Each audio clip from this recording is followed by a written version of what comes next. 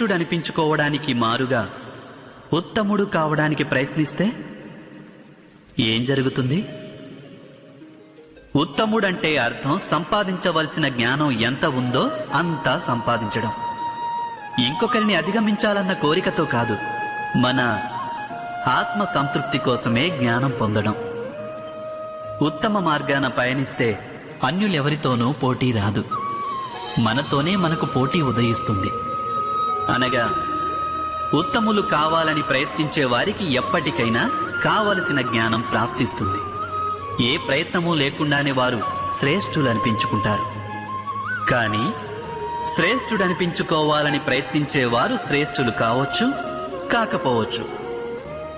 ఉత్తములు మాత్రం ఎప్పటికీ కాలేరు.